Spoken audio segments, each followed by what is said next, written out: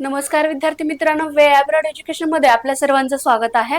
तर आज आपण या व्हिडिओमध्ये नीट 2026 कायमस्वरूपी कागदपत्रे प्लस मुदत असलेली कागदपत्रे हे आज या व्हिडिओच्या माध्यमातून आपल्याला पाहायचं आहे। तर चला पाहूया। बघा, नीट 2026 आणि Maharashtra state CET cell state नुसार वैद्यकीय प्रवेश प्रक्रियेसाठी आवश्यक असलेल्या कागदपत्रांची सविस्तर वापर माहिती या व्हिडिओतून घेणार आहोत। प्रवेश फेऱ्यामध्ये ऐनवेळी कोणतीही अडचण येऊ नये शासनाने कागदपत्राचे दोन भागात विभाजन केलेले आहे। एक आहे कायमस्वरूपी कागदपत्रे बघा, आणि दुसरा आहे मुदत असलेली कागदपत्रे चालू आर्थिक वर्षाची काय असणार आहे, आवश्यकतेनुसार असणार आहे। तर चला पाहूया। बघा, कायमस्वरूपी कागदपत्रे याला आपण परमनंट डॉक्युमेंट्स असं म्हणतो। यामध्ये ही कागदपत्रे एकदा तयार केल्यानंतर त्याची वैधता कधीही काय होते, संपत नाही। संपूर्ण शैक्षणिक आणि व्यावसायिक कारकिर्दीसाठी काय असतात, वैध राहतात। बघा, एकदा तयार केली की नंतर काय आहे, आपल्याला टेन्शनच नाहीये। शैक्षणिक आणि ओळख पुरावे याच्यामध्ये बघा, 10वीची गुणपत्रिका म्हणजे मार्कशीट असणार आहे, तसेच प्रमाणपत्र म्हणजे पासिंग सर्टिफिकेट असणार आहे। मुख्यत्वे तुमची जन्मतारीख म्हणजे डेट ऑफ बर्थ या नावाची स्पेलिंग तपासण्यासाठी काय केलं जातं, हे 10वीचं मार्कशीट पाहिलं जातं। आता त्यानंतर दुसरं आहे 12वीची गुणपत्रिका आहे व प्रमाणपत्र आहे। यामध्ये पहा, तुम्ही पात्रता निकष उदाहरणार्थ बघा, पीसीबी मधील किमान गुणांची टक्केवारी पाहिली जाते, पूर्ण केली आहे किंवा नाही हे तपासण्यासाठी तुमची काय पाहिली जाते, 12वीची मार्कशीट पाहिली जाते। शाळा आणि कॉलेज सोडल्याचा दाखला यालाच आपण म्हणतो लेटर ऑफ रिकमेंडेशन। बघा, एलसी आणि टीसी आहे। यावर राष्ट्रीयत्व भारतीय, इंडियन आणि मातृभाषा नोंदवलेली असली पाहिजे। यासाठी कुठलं चेक केलं जातं, हे टीसी किंवा एलसी चेक केलं जातं। आता दुसरा आहे रहिवासी आणि राष्ट्रीयत्व दाखला। आता याच्यामध्ये बघा काय म्हटलेलं आहे, वय आहे, राष्ट्रीयत्व आहे आणि रहिवासी प्रमाणपत्र आहे। म्हणजे त्याला म्हणतो एज, नॅशनॅलिटी आणि डोमिसाइल सर्टिफिकेट आवश्यक आहे। याचं बघा जे महत्व आहे, तर हे प्रमाणपत्र तुम्ही महाराष्ट्राचे रहिवासी असल्याचं काय करते, सिद्ध करते। हा एक पुरावा आहे।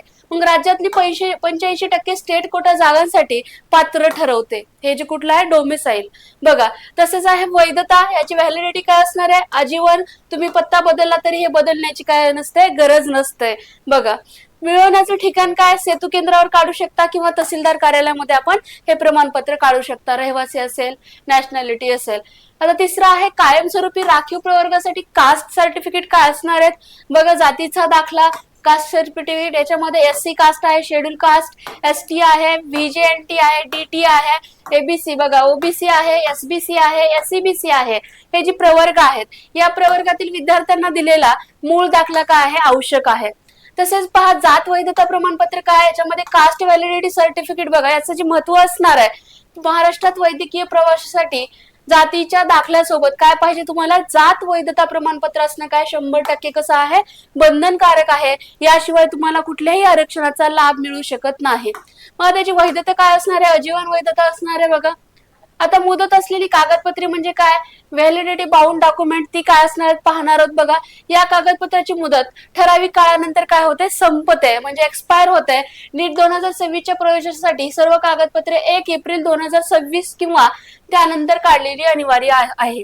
बघा काय म्हटले, 1 एप्रिल 2026 किंवा त्यानंतर काढलेली असणे काय आहे, अनिवार्य आहे। मग बघा, नॉन क्रिमिलियर प्रमाणपत्र आहे, नॉन क्रिमिलियर एनसीएल म्हणतो सर्टिफिकेट। पात्रता वर्ग बघा, व्हीजेएनटी आहे, डीटी आहे, एनटीए आहे, एनटीपी आहे, एनटीसी आहे, एनटीडी आहे, ओबीसी आहे, एसबीसी आहे, एससीबीसी आहे। तसेच शेड्यूल कास्ट आहे आणि एसटी प्रवर्गाला सुद्धा याची काय असते, गरज नसते। हे बघा पात्र प्रवर्ग झाला।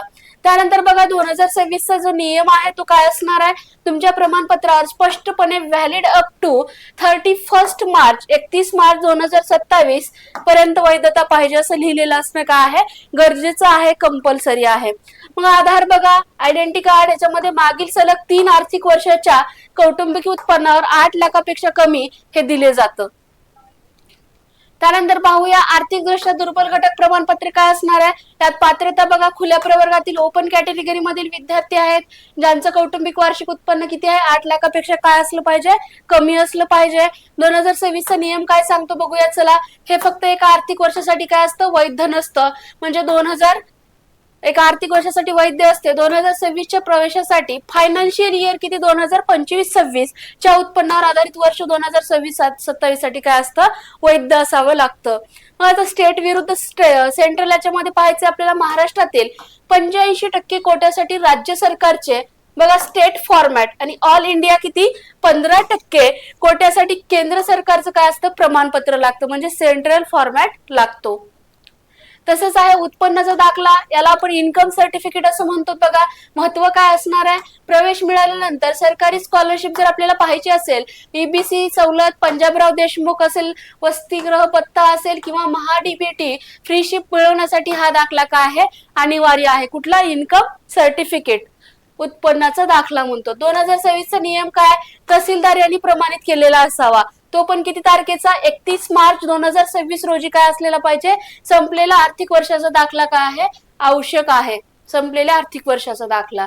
बघा आता तात्पुरते प्रतिज्ञापत्र व इतर अर्ज प्रवेशाच्या वेळी लागणारे डॉक्युमेंट आहेत ते पाहून घ्या. बघा यामध्ये आहे वैद्यकीय योग्यता प्रमाणपत्र, याला आपण मेडिकल फिटनेस सर्टिफिकेट असं म्हणतो. बघा कोणत्याही नोंदणीकृत म्हणजेच एमबीबीएस असेल, एमडी असेल, एमएस असेल, डॉक्टरांकडून प्रवेश प्रक्रिया सुरू असताना त्याच्या सही शिक्क्यानिशी काय करावं लागतं, आपल्याला प्रमाणपत्र घ्यावे लागते. जुने चालते का, जुने चालत नाही. आता गॅप सर्टिफिकेट, बघा तुमचा गॅप असेल याच्यामध्ये, गॅप सर्टिफिकेट मध्ये काय, जर तुम्ही 12वी 2025 किंवा त्यापूर्वी पास केलेली असेल आणि नीट साठी ड्रॉप घेतलेला असेल तर 100च्या स्टॅम्प पेपरवर या गॅप कालावधीत कमी मी इतर कुठेही व्यावसायिक प्रवेश घेतला नव्हता असं कोर्टाचं प्रतिज्ञापत्र काय पाहिजे आपल्याला आवश्यक पाहिजे. हे झालं गॅप सर्टिफिकेट. नमस्कार विद्यार्थी मित्रांनो, अशा नवनवीन व्हिडिओसाठी आपल्या चॅनलला सबस्क्राईब करायला विसरू नका. कॉन्टॅक्ट करा 90 11 75 8101 वर. Thank you so much. भेटूया पुढील व्हिडिओमध्ये.